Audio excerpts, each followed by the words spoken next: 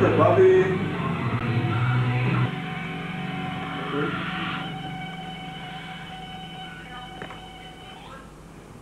Tohle je vynikající město, byl jsem tam, když otvíral.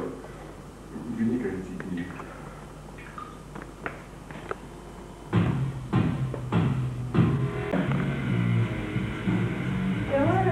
Čau, Brendo! Jo,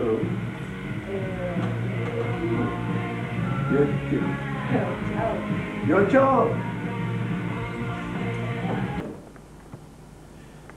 Musím najít svou ségru.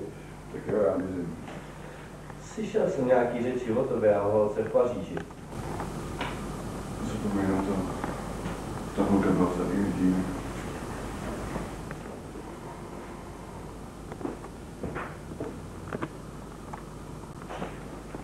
Jsem tady úplná nicka, nemám vůbec nic k oblečení. Paní Bolšová vršila hromádku hlíny, aby podepsala 100 nekyřínky.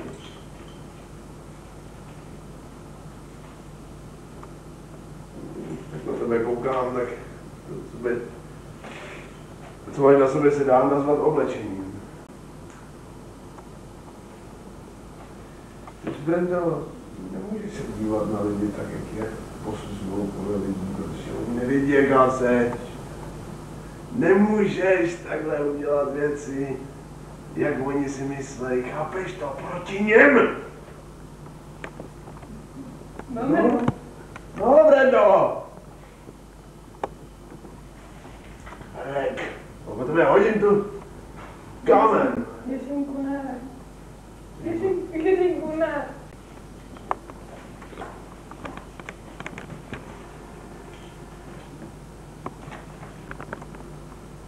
Vtip je v tom, že i ti, co mám u srdce, by měli být výjimeční.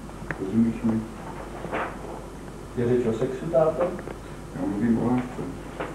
Chci se mě snad zeptat na něco o sexu? Ani nevím, táto. Víš něco novýho od té doby, co jsme o tom mluvili, když jsme byli věc, ne? Nevím, ty mi řekni.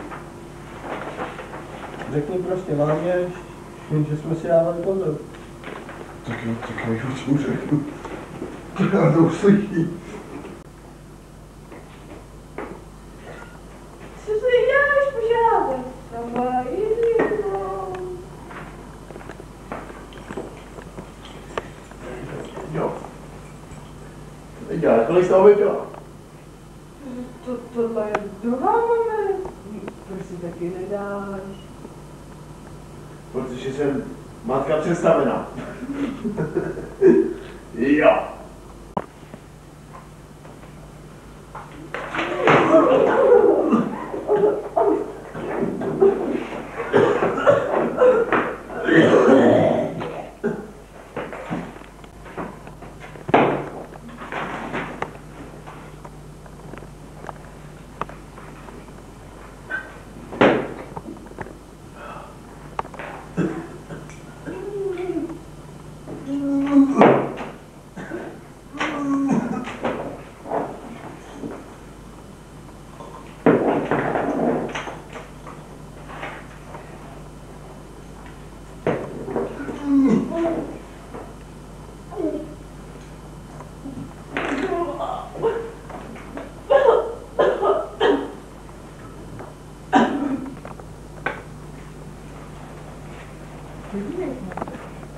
Ty podívej se.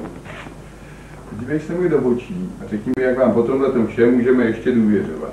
Mluvíš fér, já jsem nepila. Jak mám vědět, že mluvíš pravdu? Ona nepila, tati, to já jsem byl. Já vím, já jsem četl policejní zprávu. Ale teď nevíš, pod jakým tlakem tu v dnešním kolce vypili. No, co ty mi na to povíš? Nevím, neumím si to vysvětlit. Tak se o to pokus, Brandne.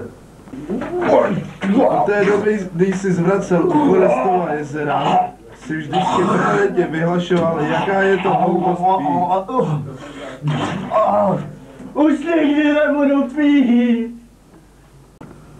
To pořád je to hloupost, ale včera večer mi nějaký blbec strčil do ruky kelímek s punčem a než jsem zjistil, že mi ho ten blbec říznul tvrdým, už bylo pozdě.